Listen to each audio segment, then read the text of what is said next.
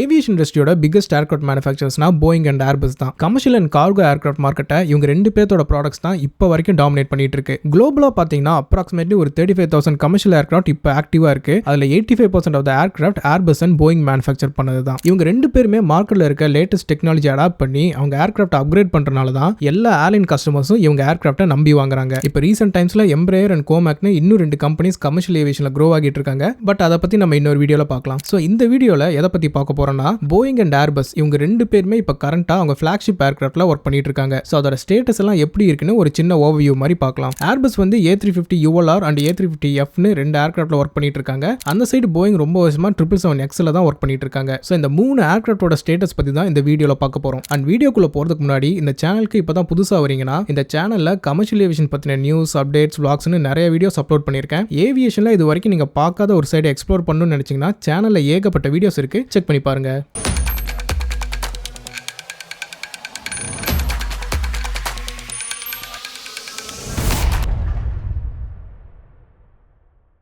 A350 ULRோட current status பத்தி பார்க்கறதுக்கு முன்னாடி எதுக்காக ஏர்பஸ் இந்த ஏர்கிராஃப்ட்டை மேனுஃபேக்சர் பண்றாங்கன்னு நீங்க தெரிஞ்சுக்கணும். UK அண்ட் ஆஸ்திரேலியாவை கனெக்ட் பண்ற இந்த ரூட்டை தான் கேங்கரூ ரூட்னு சொல்லுவாங்க. இந்த ரூட்ல பாத்தீங்கன்னா நிறைய ஏர்போர்ட்ஸ் இருக்கு. பட் பர்டிகுலரா லண்டன், ஹீத்ரூ அண்ட் சிட்னி இந்த ஏர்போர்ட்ஸை நான் ஸ்டாப்பா ஃப்ளை பண்ணி கனெக்ட் பண்றதுக்கு எந்த ஒரு ஏர்கிராஃப்ட்டும் கிடையாது. ஸோ நிறைய பேசஞ்சர்ஸ் UKல இருந்து ஆஸ்திரேலியா போனோம்னா மிடில் ஈஸ்ட், இந்தியா, ஏஷியால ஸ்டாப் வச்சு தான் போயிட்டு இருக்காங்க. இதுல பிரச்சனை என்னன்னா ஃபிளைட் டைம் ரொம்ப அதிகம். 24 ஹவர்ஸ்ல இருந்து 28 ஹவர்ஸ் கூட சில ஏர்லைன்ஸ் எடுத்துக்கிறாங்க. லெஷருக்காக டிராவல் பண்றவங்க அண்ட் ஃபேமிலியை விசிட் பண்றவங்களுக்கெல்லாம் இது ஒரு பெரிய பிரச்சனையே கிடையாது. பட் பிசினஸ்க்காக டிராவல் பண்றவங்களுக்கு டைம்ன்றது ரொம்ப முக்கியம். சொல்ல போனா ஏர்லைன் இண்டஸ்ட்ரிக்கு அதிகமா கான்ட்ரிபியூட் பண்றதே பிசினஸ் டிராவலர்ஸ் தான். சோ அவங்க ஆன்போர்ட் கம்ஃபர்ட் லெவலை இன்க்ரீஸ் பண்றதுக்காக ஏர்லைன்ஸ் என்ன வேணாலும் பண்ணுவாங்க. அதுக்காக தான் குவாண்டஸ் ப்ராஜெக்ட் சன்ரைஸ்ன்ற பேர்ல ஏர்பஸ் கூட கொலாபரேட் பண்ணி ஒரு புது ஏர்கிராஃப்டையே மேனுஃபேக்சர் பண்ணிட்டு இருக்காங்க. இதை ஏன் ப்ராஜெக்ட் சன்ரைஸ்னு நேம் பண்ணியிருக்காங்கன்னா இந்த ஃபிளைட்ல நீங்க போகும்போது 2 தடவை சன்ரைஸை விட்னஸ் பண்ணுவீங்க. அண்ட் வேர்ல்ட்லயே இந்த ஒரு ஃபிளைட்ல மட்டும் தான் நீங்க அதை எக்ஸ்பீரியன்ஸ் பண்ண முடியும். இப்போ ரீசெண்டா ஏர்பஸ் அந்த ஏர்கிராஃப்ட் பத்தின அப்டேட்ஸ் எல்லாம் நிறைய ரிலீஸ் பண்ணாங்க. சோ அதை வச்சு பார்க்கும்போது இந்த 20 மணி நேரம் ஃபிளைட்டுக்கு தேவையான ஃபியூலை கேரி பண்றதுக்கு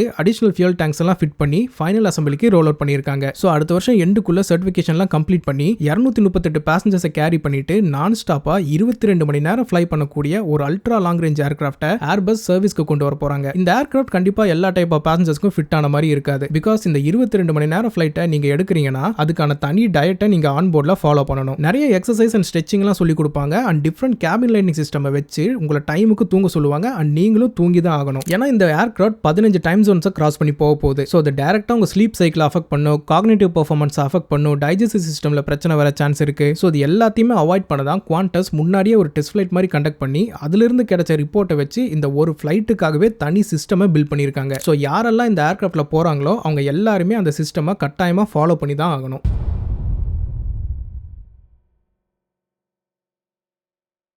A350F பத்தி நான் ஆல்ரெடி ஒரு வீடியோ போட்டிருக்கேன். பட் அது போட்டதுக்கு அப்புறம் ஏர்பஸ் நிறைய அப்டேட்ஸ் விட்டுருக்காங்க. பேசிக்கா இந்த A350Fன்றது A350 பேசஞ்சர் ஏர்கிராஃப்டோட கார்கோ வெர்ஷன். ரொம்ப வருஷமா கார்கோ மார்க்கெட்டை போயிங் தான் டாமினேட் பண்ணிட்டு இருக்காங்க. அவங்க 50-60 வருஷத்துக்கு முன்னாடி டிசைன் பண்ண 747 அண்ட் 777 எல்லாம் இப்போ வரைக்கும் ரிலையபிளா இருக்கு. பட் அப்ப இருந்த போயிங் கம்பெனியை என்ஜினியர்ஸ் தான் கண்ட்ரோல் பண்ணிட்டு இருந்தாங்க. ஸோ நல்ல ஏர்கிராஃப்ட் நிறைய வந்துச்சு. ஆனா இப்போ ஃபுல்லா மணி மைண்டட் கார்பரேட் பீப்புள் தான் கண்ட்ரோல்ல இருக்காங்க. அதனால தான் எந்த ஒரு நல்ல ஏர்கிராஃப்டும் லாஸ்ட் ஃபியூ டிகேட்ஸா வரவே இல்லை எக்ஸப்ட் 787. பட் அதுலயும் நிறைய பாலிடிக்ஸ் போயிட்டு இருக்கு. அதை பத்தி நம்ம இன்னொரு வீடியோல டீடைலா பேசலாம். ஏர்பஸ் கிட்ட இப்ப வரைக்கும் ஒரு ப்ராப்பரான கார்கோ ஏர்கிராஃப்டே கிடையாது. ஓவர் தி இயர்ஸ் அவங்களும் என்னென்னமோ ட்ரை பண்ணாங்க. பட் எதுவுமே சரியா ஒர்க் அவுட் ஆகல. பேலோட் லிமிடேஷன்ஸ் இருந்துச்சு, ரேஞ்ச் லிமிடேஷன்ஸ் இருந்துச்சு. ஸோ இது எல்லாத்தையுமே போயிங் கொஞ்சம் தாராளமா ஆஃபர் பண்ணனால எல்லா கஸ்டமர்ஸும் அந்த சைடு போயிட்டாங்க. ஏர்பஸ் இதுக்கு என்ன பண்ணலாம்னு சொல்யூஷன் தேடிட்டு இருக்கும்போது தான் A350 கமர்ஷியலி சக்சஸ் ஆச்சு. அந்த ஏர்கிராஃப்ட்ல நல்ல ரேஞ்ச் இருக்கு, நல்ல ஃபியூல் எஃபிஷியன்சி இருக்கு. ஸோ பேலோட் லிமிடேஷன்ஸ்ல மட்டும் கொஞ்சம் ஒர்க் பண்ணி எப்படியாவது இதை ஒரு பெர்ஃபெக்ட் கார்கோ ஏர்கிராஃப்டா கொண்டு வந்துடலாம்னு சொல்லி தான் ஏர்பஸ் A350F ப்ரோக்ராம்ல ஒர்க் பண்ணிட்டு இருக்காங்க. இப்பதான் ரீசெண்டா இந்த ஏர்கிராஃப்டோட மெயின் கார்கோ டோரை ஸ்பெயின்ல பில்ட் பண்ணி டுலூஸ்க்கு டிரான்ஸ்போர்ட் பண்ணாங்க. இப்போ நீங்க எந்த கார்கோ ஏர்கிராஃப்ட் வேணாலும் எடுத்துக்கோங்க. 777 இருக்கு, 747 இருக்கு, A330 இருக்கு. பட் இது எல்லாத்தையும் கம்பேர் பண்ணும்போது இந்த ஏர்கிராஃப்ட்ல இருக்க கார்கோ டோர் தான் இருக்கிறதுலயே பெருசு. 4.3 மீட்டர்ஸ் வரைக்கும் ஓப்பனிங் இருக்கு. ஸோ ஏர்லைன்ஸ்னால எவ்வளவு பெரிய ஷிப்மெண்டா இருந்தாலும் ஈஸியா லோட் பண்ணி அன்லோட் பண்ண முடியும். அண்ட் இந்த ஏர்கிராஃப்ட்டை கஸ்டமர்ஸ் கிட்ட செல் பண்றதுக்கு அதை ஒரு USP-யா ஏர்பஸ் பயன்படுத்திட்டு இருக்காங்க. ஆல்ரெடி 100 ஆர்டர்ஸ் கிட்ட செக்யூர் பண்ணி வச்சுட்டாங்க. ஸோ கமிங் மந்த்ஸ்ல ஃபிளைட் டெஸ்டிங் எல்லாம் முடிச்சுட்டு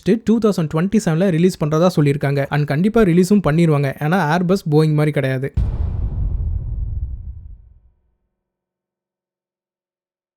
777X பத்தி நான் ஆல்ரெடி துபாய் ஏர் ஷோ வீடியோலே பேசியிருந்தேன். அதை பார்க்கலனா செக் பண்ணி பாருங்க. ஸோ இந்த ஏர்கிராஃப்ட்ல போயிங் லாஸ்ட் 13 வருஷமா ஒர்க் பண்ணிட்டு இருக்காங்க. அஃபிஷியலா நவம்பர் 2013ல ஸ்டார்ட் பண்ணி இப்போ வரைக்கும் அதோட ஒர்க் போயிட்டு தான் இருக்கு. 13 வருஷம் ஒர்க் பண்ற அளவுக்கு இது என்ன அவ்வளோ பெரிய ஃபிளாக்ஷிப் ஏர்கிராஃப்டான்னு கேட்டா அப்படியெல்லாம் கிடையாது. இதோட அஃபிஷியல் என்ட்ரி இன்டு சர்வீஸ் 2020ன்னு சொன்னாங்க. ஒரு புது ஏர்கிராஃப்டோட மேனுஃபேக்சரிங் அண்ட் சர்டிஃபிகேஷன் ப்ராசஸ்னு எடுத்துக்கிட்டா 7 வருஷங்கிறது average and realistic timeline தான். ஸோ ஏர்லைன்ஸ் எல்லாரும் இந்த ஏர்கிராஃப்டை 2020ல கமர்ஷியலா ஃப்ளை பண்ணிடலாம்னு சொல்லி அவங்க ஃபிளீட்ல சில பிளான்ஸ் அண்ட் சேஞ்சஸ் பண்ணிட்டு இருந்தாங்க. ஃபிளைட் டெஸ்டிங்காக போயிங் இதோட ஃபர்ஸ்ட் ப்ரோட்டோடைப்பை பில்ட் பண்ணி டெஸ்ட் பண்ணதுக்கு அப்புறம் தான் தெரிஞ்சது இந்த ஏர்கிராஃப்ட்ல இஷ்யூ இல்ல, இந்த ஏர்கிராஃப்டே ஒரு இஷ்யூ தான். 2019ல இதோட ஃபர்ஸ்ட் டெஸ்ட் ஃபிளைட்டை கண்டக்ட் பண்ணும்போது என்ஜின்ஸ்ல ஏதோ ப்ராப்ளம் சொல்லி அதை ரீடிசைன் பண்றதுக்காக என்ட்ரி இன்டு சர்வீஸை டிலே பண்ணாங்க. அதுக்கப்புறம் 2020ல கோவிட் வந்துட்டனால supply chain and workforce affect ஆகி திரும்பவும் என்ட்ரி இன்டு சர்வீஸை டிலே பண்ணிட்டாங்க. பட் அது மட்டும் இல்லாம டெக்னிக்கலாவும் ஒரு இஷ்யூவை ஐடென்டிஃபை பண்ணாங்க. 737 மேக்ஸ்ல எப்படி பைலட்டோட கமாண்ட் இல்லாமயே நோ ஸ்பீச்சிங் நடந்துச்சோ அதே இஷ்யூவை 777Xலையும் ஐடென்டிஃபை பண்ணாங்க.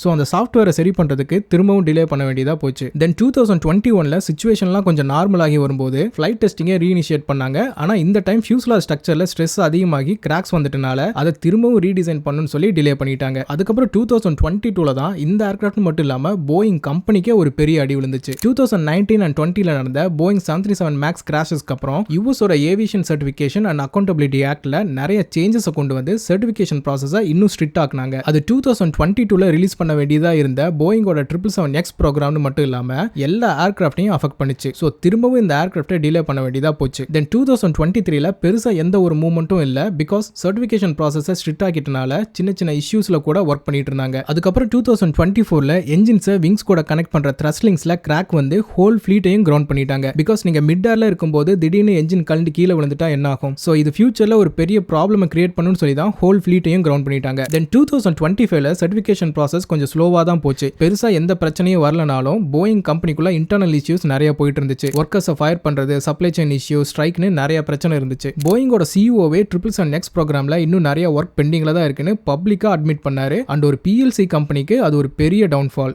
Well, Jim, our backlog has increased 22% since the beginning of the year, and we have over 5,900 commercial airplanes now in backlog, and there's more coming. So.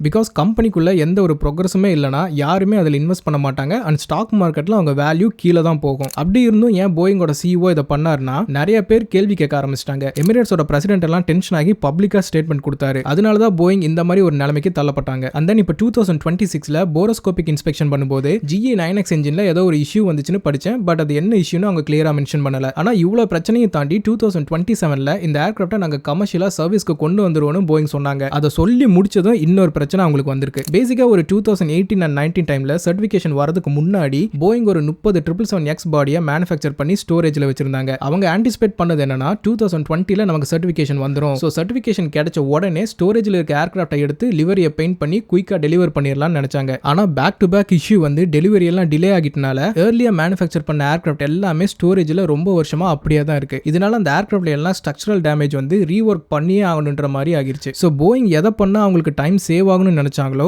அதுவே கடைசியில extra வேலையை கொடுத்து காஸ்டையும் increase பண்ணி விட்டுருச்சு. But இது கூட பரவாயில்ல, ஸ்ட்ரக்சரல் ரிப்பேர் தான் கொஞ்சம் சீப்பாவே பண்ணி முடிச்சிடலாம்னு வைங்க. ஆனா இந்த 30 ஏர்கிராஃப்ட்டுமே 2018 டைம்ல மேனுஃபேக்சர் பண்ணது. ஸோ அப்ப இருந்து இப்போ வரைக்கும் போயிங் அவங்க 777X ப்ரோக்ராம்ல ஏகப்பட்ட டெக்னிக்கல் இஷ்யூ ஐடென்டிஃபை பண்ணி நிறைய சேஞ்சஸை கொண்டு வந்து இப்போ வரைக்கும் அதோட டிசைன்ல ஒர்க் பண்ணிட்டு தான் இருக்காங்க. அதனால அந்த 30 ஏர்கிராஃப்ட்ல ஸ்ட்ரக்சரல் இஷ்யூவையும் தாண்டி இவ்வளவு வருஷமா லிஸ்ட் போட்டு வச்ச வேற சில டெக்னிக்கல் இஷ்யூவையும் அட்ரஸ் பண்ணி இப்போ இருக்க ஸ்டாண்டர்ட்ஸ்க்கு அதை கொண்டு வரணும். அப்படி இல்லைனா அந்த 30 ஏர்கிராஃப்டையும் ஸ்கிராப் தான் பண்ணணும். ஆல்ரெடி 2020ல ரிலீஸ் பண்ண வேண்டிய ஏர்கிராஃப்டை 2027 வரைக்கும் டிலே பண்ணனால 5 பில்லியன் கிட்ட எக்ஸ்ட்ரா செலவு வந்துச்சு. அண்ட் 15 பில்லியன் கிட்ட லாஸ் ஃபைல் பண்ணிருக்காங்க. அண்ட் இப்ப தேவையில்லாம 30 ஏர்கிராஃப்டை மேனுஃபேக்சர் பண்ணி வச்சனால அது இவங்க காஸ்ட்டை தான் இன்னும் இன்க்ரீஸ் பண்ண போகுது.